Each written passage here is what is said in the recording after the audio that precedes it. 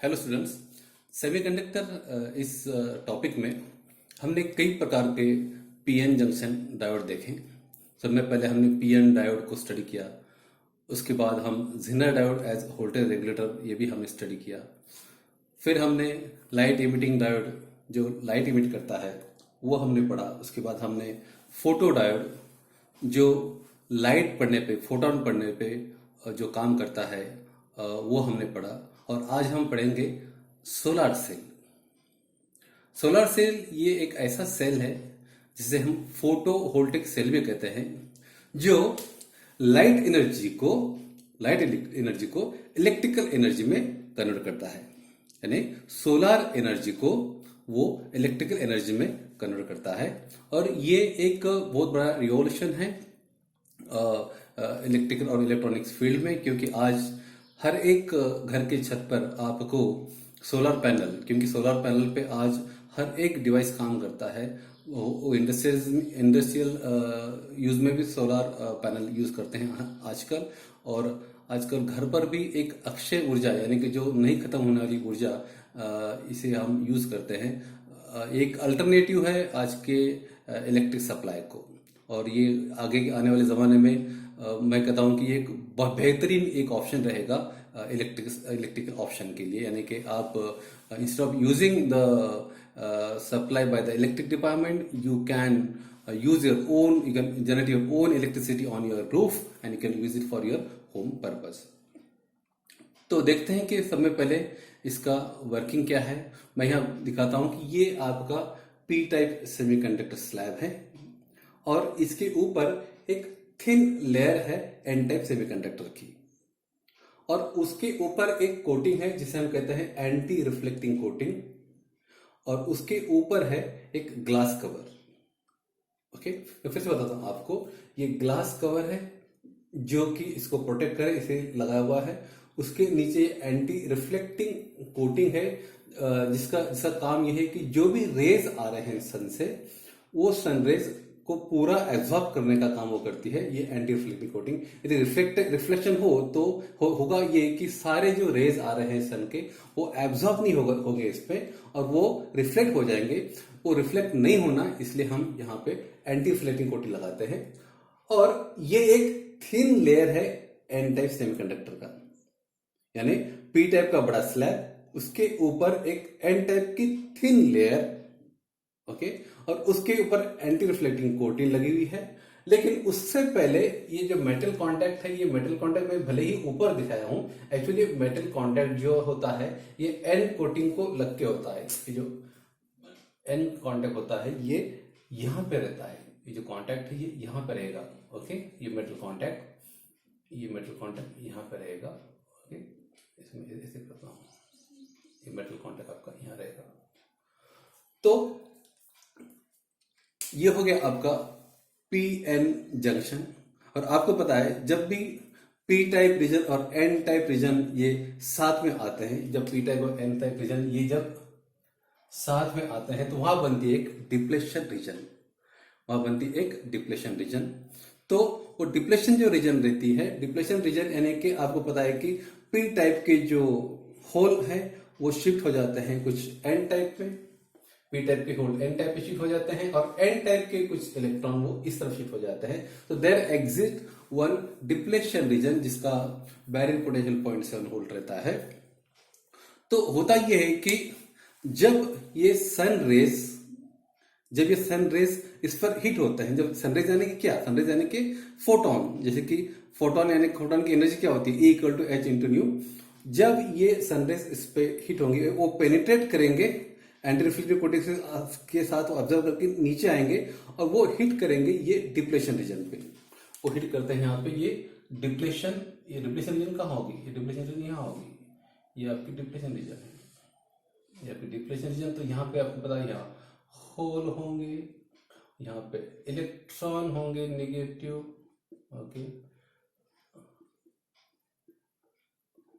Okay, तो ये जो फोटोन इसमें से हिट होंगे वो हिट होना चाहिए, फोटोन वो पेनिट्रेट करना चाहिए, और फोटोन वो जो है जंग बैरियर पोटेंशियल के पास पहुंचना चाहिए लाइट रेज, इसीलिए ये जो एन टाइप सेमीकंडक्टर इसको पतला रखते हैं, इसको थिन रखते हैं। इसके मुकाबले ये एन लेयर ये काफी थिन रहती है। तो फोटोन एंटर होंगे, फोटोन एंटर होने के बाद में यहाँ जो न्यूट्रल एटम रहते हैं ये जो डिप्लेशन रीजन में, उसके जो एटम के इलेक्ट्रॉन्स है उसके इलेक्ट्रॉन को ये फोटोन हिट करेगा। ये photon E equal to H into nu, P equal to E equal to H into nu, ये हिट करेगा तो क्या होगा कि यहां से ये जो 4 इलेक्ट्रॉन है इसका इलेक्ट्रॉन यहां से निकल जाएगा। जैसे यहां से इलेक्ट्रॉन निकल जाएगा तो यहाँ पे क्रिएट होगा एक होल, यहाँ पे क्रिएट होगा एक होल। यहाँ से इलेक्ट्रॉन, फोटोन ने इस पे हिट किया, इलेक्ट्रॉन यहां से बाहर निकला तो यहाँ पे एक इलेक्ट्रॉन होल पेयर तैयार हो जाता है। इस जंक्शन में एक इलेक्ट्रॉन होल पेयर हो जाता है। तो इलेक्ट्रॉन, आपको पता है कि इलेक्ट्रॉन जो यहाँ के जो इलेक्ट्रिक फील्ड के कारण, वहां के फोर्स के कारण electron get push to N region. तो यहाँ पे आपके एन रीजन में इलेक्ट्रॉन आते हैं और पी रीजन में आपके पॉजिटिव होल आते हैं। तो इस प्रकार होता क्या है कि ये फोटोन के कारण there is generation of holes and electron hole pair create हो जाते हैं। तो यहाँ पे इलेक्ट्रॉन क्रिएट हो जाते हैं। अब आपको पता है कि यहाँ पे इलेक्ट्रॉन क्रिएट होने के बाद में ये तो सेमीकंडक्टर है, ये पोर्शन तो सेमीकंडक्टर एन टाइप का है। Semiconductor is not very good conductor, तो वहां से इलेक्ट्रॉन को मूव होना, पास होना डिफिकल्ट जाता है। इसी वजह से क्या करते हैं कि इस ये जो एन टाइप सेमीकंडक्टर है इसके ऊपर एक मेटल फिंगर लगाते हैं। मेटल फिंगर मतलब क्या कि ये जो अभी यहां दिखाता हूं मैं आपको, ये है पी टाइप स्लैब, इसके ऊपर एन टाइप आपका जो सेमीकंडक्टर है, और इसके ऊपर ये जो है, ये जो चीजें हैं ये मेटल फिंगर्स है। आप इसको पूरा मेटल से कवर तो नहीं कर सकते, क्योंकि पूरा आपने इसको मेटल से कवर कर लिया तो हुआ क्या है कि जो सनरेज जो पड़ रही है, जो पहुंच रही है डिप्लेशन रीजन के पास में, वो नहीं पहुंच पाएंगी। इसलिए हम क्या करते हैं कि we keep some gaps and वहां पर हम ऐसा एक ये लगाते हैं। यदि आपने किसी सोलर पैनल को देखा तो उस पर आप देखेंगे वहां पे ऐसे लाइंस लगे रहता है, उस पैनल पे ऐसे मेटल के लाइंस दिखते हैं। That line is nothing but the metal fingers. तो इसका काम यह है कि यहाँ पे जो फ्री इलेक्ट्रॉन आए हैं, कहां पर एन में के, वो फ्री इलेक्ट्रॉन ये मेटल होने के कारण वो एब्जॉर्ब करेंगे और इलेक्ट्रॉन फ्लो स्टार्ट हो जाएगा। तो यहाँ पे मैं दिखाता आपको कि ये आपका P type semiconductor, N type depletion region, जहां पे न्यूट्रल एटम्स में से एटम को फोटोन हिट किया, इलेक्ट्रॉन बाहर निकला तो वहां पे एक होल इलेक्ट्रॉन पेयर तैयार हो गया। Electron got observe by the N type, और यहाँ पे मेटल प्लेट के कारण इलेक्ट्रॉन फ्लो होगा। जैसे इलेक्ट्रॉन इस तरफ फ्लो होगा तो आपको पता है कि direction of current is opposite, that is from P to N. इसमें एक बात बहुत इंपॉर्टेंट है कि इसमें कोई टाइप का बायस हमने यूज नहीं किया है। आज तक हमने देखा कि एलईडी हो या आपका फोटो डायोड हो या आपका जीना डायोड हो, इसमें हमने यूज किया था बायस, रिवर्स बायस की, फॉरवर्ड बायस यूज किया। लेकिन ये ऐसा सर्किट है जिसमें हम कोई बायस यूज नहीं करते हैं। This circuit itself generate the current and the voltage. तो यहाँ पे देखा आपने कि देयर इज नो बायसिंग, ये हमने लोड रेजिस्टेंस दिखा, यहाँ पे इलेक्ट्रॉन फ्लो ऐसे होंगे और कन्वेंशनल करंट आपका ऐसे फ्लो होगा।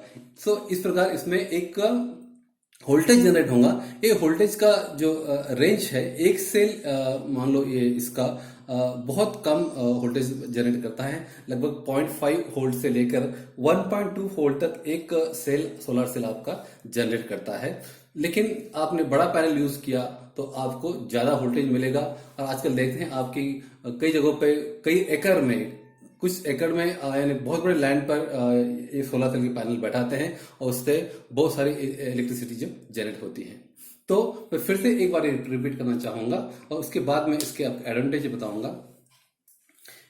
ये आपका मान लो कि ये आपका पी रीजन, ये आपका पी रीजन है। इसके ऊपर ये जो व्हाइट व्हाइट दिख रहा है ये मान लो कि आपका एन रीजन, और उसके ऊपर आप समझ लेंगे कि एंटी रिफ्लेक्टिंग कोटिंग, और उसके ऊपर रहेगा आपका ऐसे लगाया हुआ आपका मेटल फिंगर्स।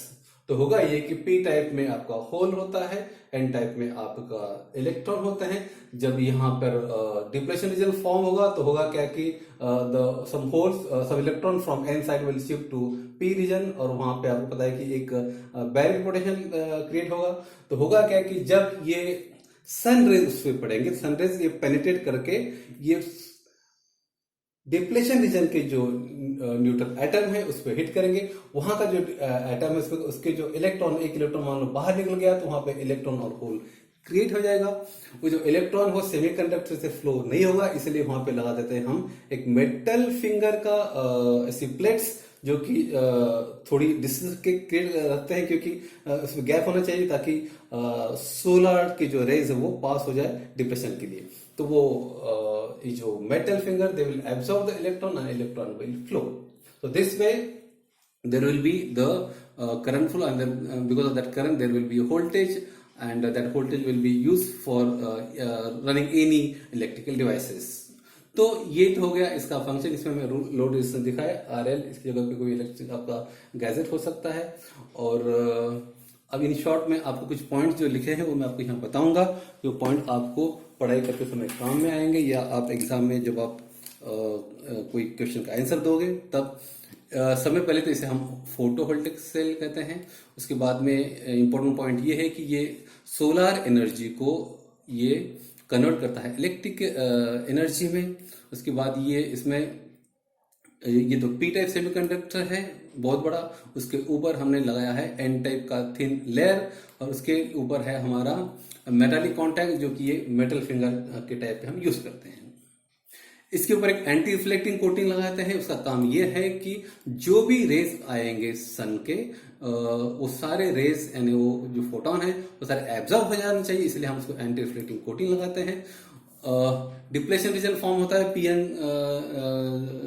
सेमीकंडक्टर के बीच, और डिप्लेशन रीजन जो है उसमें का जो एटम है उसके जो इलेक्ट्रॉन है उस पर जब हिट होगा ये फोटोन, तो there will be pair of generation of electron and hole pair. ये जो फोटोन की जो ये है एनर्जी है equal to H into nu, ये होना चाहिए आपके ईजी। आपके ईजी आपको पता है कि फॉरवर्डिंग गैप एनर्जी, तो इससे ये एच न्यू ये ज्यादा होना चाहिए। और द पोटेंशियल डिफरेंस जो जनरेट होगा इसके बीच वो होगा 0.5 वोल्ट टू 1.5 वोल्ट। अब इसके एडवांटेज क्या है? इसके एडवांटेज ये है कि ये जो सोलर एनर्जी है जिसे हम अक्षय ऊर्जा भी कहते हैं, अक्षय का मतलब ये कि ये खत्म नहीं होती, जब तक सूरज रहेगा ये एनर्जी देते रहेंगे। तो इसमें एनर्जी जो हमको मिलती है वो इनिशियल इन्वेस्टमेंट थोड़ी ज्यादा होती है, लेकिन एनर्जी हमको फ्री मिलती है लाइफ लॉन्ग, और उसमें कोई पोल्यूशन नहीं होगा। जैसे कि एमएससीबी या बाकी इलेक्ट्रिसिटी जनरेशन में काफी पोल्यूशन क्रिएट होता है, तो इस केस में कोई पोल्यूशन नहीं होगा।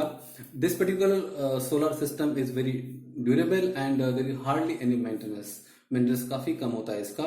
इस वजह से आजकल सोलर का जो यह है चलन है वो काफी बढ़ गया है हर एक फील्ड में, not even the industries, it is use in the farms, it use above the roof of an house to use as a domestic supply. एक टाइम था कि सोलर एनर्जी, सोलर जो सेल्स है पहले हम सिर्फ वॉचेस या कैलकुलेटर में देखते थे। कैलकुलेटर में एक सोलर का छोटा सा पैनल लगा हुआ रहता था जो कैलकुलेटर को एनर्जी देता था। और सब में पहले तो सोलर का यूज हुआ सैटेलाइट में। जो सैटेलाइट लॉन्च करते हैं स्पेस में, उस सैटेलाइट को जो एनर्जी मिलती है वो एनर्जी मिलती है सोलर पैनल से। तो सोलर पैनल से उनको एनर्जी मिलती है, और वो कितने भी साल वाले सैटेलाइट है तो ये सैटेलाइट को जो ये मिलते हैं एनर्जी मिलती है वो आपको ऐसे पैनल लगे हुए देखेंगे, जैसे सोलर पैनल लगाते हैं सैटेलाइट को, and they get the energy from sun. तो पहले तो सैटेलाइट को थे और उसको हमने कैलकुलेटर और वॉचेस में देखा, लेकिन आजकल हर एक जगह पे आपको सोलर पैनल दिखेंगे। खेती के एप्लीकेशन में दिखेंगे आपको, डोमेस्टिक एप्लीकेशन में दिखेंगे, इंडस्ट्रियल एप्लीकेशन में दिखेंगे। कई सारे भारत देश के स्टेट ने बड़े बड़े सोलर पैनल के प्रोजेक्ट बनाए हैं, वो आप गूगल पे जाके देख सकते हैं। इसके एप्लीकेशन क्या है कि मान लो कि कोई जगह पे हम इलेक्ट्रिसिटी सप्लाई दे नहीं सकते हैं, मान लो कि वहां पे कुछ हम पोल इरेक्शन नहीं कर सकेंगे, या रिमोट जगह जहां पर इलेक्ट्रिसिटी सप्लाई करना पॉसिबल नहीं, तो वहां पर हम सोलर पैनल लगा सकते हैं। सोलर पैनल लगा के वहां पे इंडिपेंडेंट जो होगा वहां पे इलेक्ट्रिसिटी जनरेट होगी, और वो वहां पे वहां के जो इक्विपमेंट है उसको हम चला सकेंगे। इंपॉर्टेंट पॉइंट ये है कि ये जो मोबाइल टावर्स है जो रिमोट जगह पे, वहां आप इलेक्ट्रिसिटी सप्लाई नहीं कर सकते, तो वहां के जो कम्युनिकेशन जो टावर है उस पर भी हम सोलर पैनल लगा के ये कर सकते हैं। Then in some countries like in America there is one road, एक रोड है जो रोड को सोलर हाईवे नाम दिया गया है, उसको नाम दिया है सोलर हाईवे। ये एक्चुअली ये रोड पास होता है एक बर्फीली पहाड़ी से। तो बर्फीली पहाड़ी से रोड पास होता, तो होता ये है कि विंटर सीजन में इसे काफी आइस जमा हो जाता है, इसमें काफी आइस जमा हो जाता है, तो यहाँ से ट्रैफिक जाना मुश्किल हो जाती है। तो उन्होंने क्या किया है, उन्होंने ये किया है कि ये जो रोड के ऊपर ऐसे ग्लास के पेविंग ब्लॉक लगाए हैं, रोड के ऊपर ग्लास के पेविंग ब्लॉक, और उसके नीचे लगा है उन्होंने सोलार, उसके नीचे लगाए उन्होंने हीटर्स, उसके नीचे हीटर लगाए हैं, और यहाँ पर साइड में लगा है उन्होंने सोलर पैनल्स, ये साइड में रोड की साइड में लगा है उन्होंने सोलर पैनल। तो होता ये है कि डे टाइम में ये सोलर पैनल